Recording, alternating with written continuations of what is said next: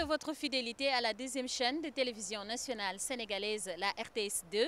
Mesdames et messieurs, ce soir dans Focus, nous avons le plaisir de recevoir un grand monsieur, une sommité africaine dans le cadre de la recherche en sciences sociales. Il est historien, membre fondateur de l'Association des historiens africains. Je veux nommer le professeur Elikia Mokolo. Professeur Elikia Mokolo, merci d'avoir bien voulu nous accorder cet entretien sur la RTS2, la deuxième du groupe RTS. Bonsoir, tout le plaisir est pour moi et c'est moi qui vous remercie parce que je souhaite que ce que nous avons fait aujourd'hui soit porté à la connaissance du plus grand nombre d'auditeurs et de téléspectateurs sénégalais.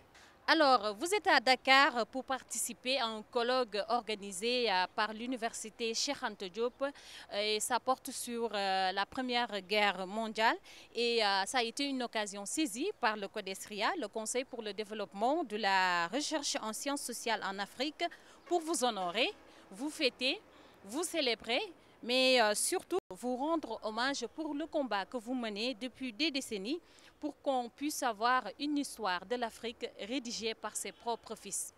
D'abord, quel sentiment vous anime? Qu'est-ce que ça vous fait de revenir ici au CODESRIA pour l'ancien chercheur que vous êtes? Bon, ce que ça me fait, c'est de voir que, pour une fois, quelque chose que nous avons commencé il y a 40 ans maintenant existe toujours. En Afrique, souvent, nous avons l'habitude de prendre des engagements et au moment de passer à l'acte, ça ne suit pas. Ici, le CODESRIA a été formé par un petit groupe d'historiens, économistes, politologues et au fur et à mesure, cette organisation qui était francophone et anglophone est devenue lusophone et son influence va d'Alger jusqu'à Cape Town. C'est une institution d'excellence que des Africains ont conçue et qui marche jusqu'aujourd'hui. Donc moi je suis flatté de voir que les deux pôles du savoir à Dakar, d'une part l'université Cheikh Anta Diop et d'autre part le CODESRIA, continuent de très bien se porter et je crois que c'est très méritoire et c'est une raison de fierté pour nous. L'hommage, je ne savais pas. Donc on m'a informé qu'il y aurait un hommage, je ne savais pas comment ça allait se passer. Je trouve que ça a été une bonne idée parce que en général en Afrique, l'un de nos défauts aussi, c'est qu'on attend que les gens soient morts pour dire il était comme ci, il était comme ça. Et là, c'est très bien que de mon vivant, on dise voilà, c'est quelqu'un qui continue de travailler, voici ce qu'il a fait. Et donc j'ai pu moi-même expliquer un peu ce que je suis en train de faire et comment j'en suis arrivé à ce que je suis aujourd'hui. Professeur, parlons un peu de l'histoire de l'Afrique par ses propres fils, les Africains. Vous vous battez, je le disais tout à l'heure, pour ce combat depuis des décennies. Aujourd'hui, avez-vous l'impression que la place de l'Afrique a évolué dans ce qu'on peut appeler le rendez-vous du donner et du recevoir, comme aimait le dire notre défunt président Léopold Sédar Senghor? Je pense que le président Senghor avait raison de montrer la complexité des choses, parce que les choses ne sont pas simples. Donc à son époque, l'Afrique recevait de la nourriture, recevait des matériaux, des véhicules, des avions, et on avait l'impression qu'on nous donnait, et nous, on ne donnait rien. Et donc ce qu'il a expliqué, c'est que tout rendez-vous est un rendez-vous du donner et du recevoir. Parce que d'une part, on donnait quand même beaucoup. Et comme vous évoquiez ce colloque que nous venons d'organiser, l'Afrique a donné à la France et à l'Europe les combattants qui ont fait que les démocraties ont gagné en 1918 et en 1945.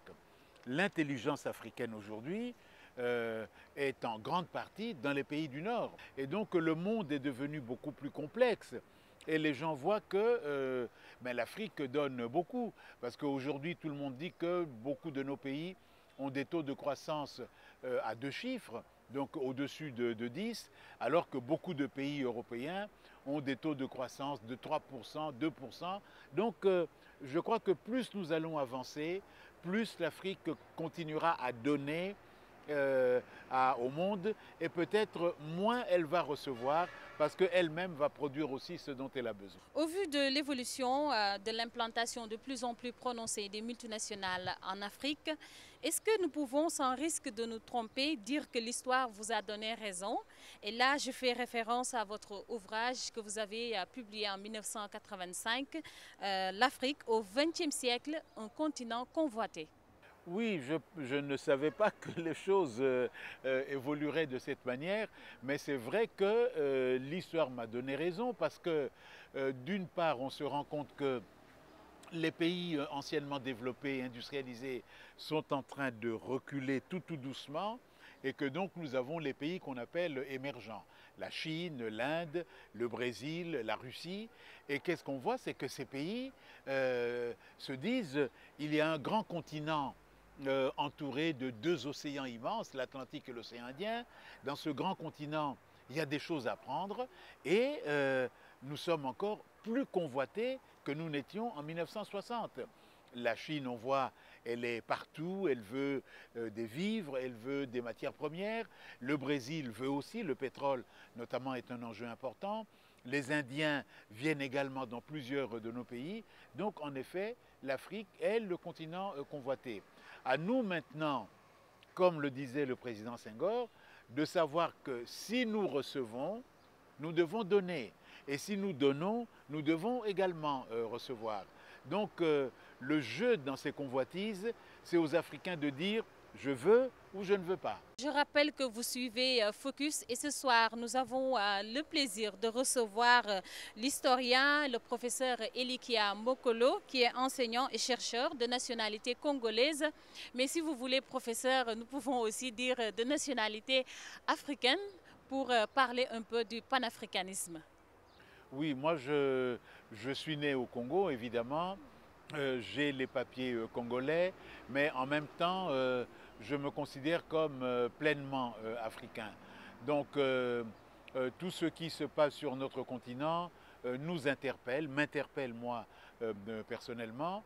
Dans les années 70, lorsqu'on a créé l'Association des historiens africains, beaucoup d'entre nous, moi en particulier, j'étais jeune chercheur, donc je n'avais pas beaucoup d'argent, mais si j'en avais eu, j'allais acheter une maison à Dakar et m'installer ici, peut-être pour les vacances. Donc, au fond, dans les gens de ma génération, nous pensons que toute l'Afrique est aux Africains.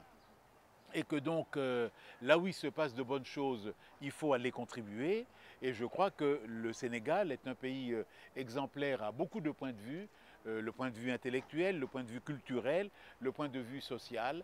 Et quand on est au Sénégal, nous sommes accueillis comme des frères, donc nous nous sentons parfaitement africains. Vous êtes aussi une icône de l'audiovisuel. Depuis 1994, vous présentez sur Radio France Internationale RFI une émission qui s'intitule Mémoire d'un continent. Mémoire d'un continent, une émission qui vise à vulgariser l'histoire de l'Afrique par ses propres fils. Est-ce que vous pouvez nous raconter un peu cette expérience? Bon, moi je ne connaissais pas la radio, sauf que quand j'étais tout jeune diplômé, et c'est ça le panafricanisme, des aînés, en particulier Ibrahima Babakake, qui est guinéen, m'a dit « Ah écoute, viens à la radio, on va faire un truc ». Alors je suis allé, on a fait un entretien, puis on en a fait 2, puis on en a fait 3, donc ça a commencé à devenir très régulier. J'ai fait moi-même des propres émissions à RFI, et lorsque malheureusement Ibrahima est décédé, on se demandait qui va prendre cette émission, on ne va pas la laisser mourir. J'ai dit écoutez, moi je peux la reprendre, et donc ça fait 21 ans aujourd'hui. Donc si vous multipliez 21 par 52, ça vous donne le nombre d'émissions que j'ai faites, et chacune d'elles entre 20 et 30 minutes. Alors professeur, nous n'allons pas terminer sans parler de l'actualité africaine, l'actualité sur le continent. On commence d'abord chez vous au Congo. Donc il y a un référendum constitutionnel en Côte d'Ivoire, le président Ouattara qui annonce également un changement de constitution en 2016 s'il est réélu. Et plus proche de chez nous, en Guinée, les violences liées à la présidentielle ont fait au moins 13 morts. Selon l'Amnesty International. Que vous inspire tout ce bouillonnement noté sur le continent? Alors je pense que le cas de la Côte d'Ivoire est peut-être le cas le plus simple parce que jusqu'ici, la campagne électorale s'est déroulée assez bien et le président Ouattara a mis dans son programme l'idée que s'il est élu, il va proposer une réforme. Donc si les gens votent pour lui, ils savent qu'il va proposer la réforme. Et dans ce qu'il propose, c'est des choses raisonnables en comparaison à ce qui se passe notamment au Congo et ce qui s'est passé au Burundi. Parce que dans le cas du Congo, et c'est un gros problème pour nous, on réunit des gens, on dépense de l'argent, on rédige une constitution, tout le monde vote, on est d'accord, et au bout de 4 ans, quelqu'un va dire non, il faut changer la constitution. Et en général, on veut proposer le changement pour que celui qui est au pouvoir gouverne encore X fois, 2 fois X, etc. Et donc, par exemple, dans le cas du Congo-Brazzaville, on explique que l'actuel président est au sommet des affaires depuis 1979. Donc ça fait quand même depuis beaucoup de temps. Imaginez que à cette époque-là, donc nous sommes à peu près à l'époque de Reagan aux États-Unis, vous voyez tous les présidents que les États-Unis ont eus, nous on aurait le même homme pendant tout ce temps avec l'âge et avec les difficultés de plus en plus importantes. Nous avons parlé du donner et du recevoir. Donc à ce rendez-vous, un homme qui a 50 ans d'âge au pouvoir est totalement à côté de la plaque. Quant à la Guinée, c'est vraiment une tragédie pour nous. Ce pays a été un pays exemplaire par l'indépendance qu'il a obtenue. Mais on se rend compte que chaque fois que les Guinéens veulent aller de l'avant, on dirait qu'on leur coupe les jarrets. Et donc maintenant, il y a eu des élections. Bon, ça s'est passé comme ça s'est passé la première fois. Alpha Condé, notre aîné, a été élu. Et ces élections-ci, on se rend compte que ça commence déjà à poser un certain nombre de problèmes. Donc je pense que les hommes politiques doivent savoir qu'on devient grand en faisant des choses, pas en restant au pouvoir. Et on peut rester 40 ans au pouvoir et lorsqu'on passera, les gens vont vous supprimer de l'histoire. Donc il faut qu'ils fassent leur nécessaire pour que dans la durée de leur mandat, ils fassent ce qu'ils ont à faire. Et Obama, le premier américain d'origine africaine, donne l'exemple. Il est jeune, Obama, il n'est pas si vieux que ça. Il a fait 2 mandats. Au bout de 2 mandats, c'est fini. Il va faire autre chose. Donc c'est une leçon que nous devons suivre. Il faut faire l'adresse à la jeunesse africaine pour dire que nous avons fait des choses. Nous n'avons pas fait tout ce que nous voulions faire, mais je pense que le rôle de la jeunesse, c'est de faire au moins ce que nous avons fait et d'essayer de faire un peu plus que ce que nous avons fait. S'ils font ça, c'est certain, le mur va monter de plus en plus haut et l'Afrique va être à la hauteur de ses ambitions. Professeur Mokolo, merci beaucoup. Merci d'avoir bien voulu nous accorder cet entretien et très bon retour à Kinshasa. Merci à vous et très bonne chance pour la RTS2. Chers téléspectateurs, merci également de votre fidélité. Ça a été un grand plaisir pour nous de recevoir le professeur Elikia Mokolo, historien des nationalités congolaises. Merci encore une fois d'être avec nous sur cette antenne de la RTS2, encore plus proche de vous. Excellente suite des programmes. RTS2, encore plus proche de vous.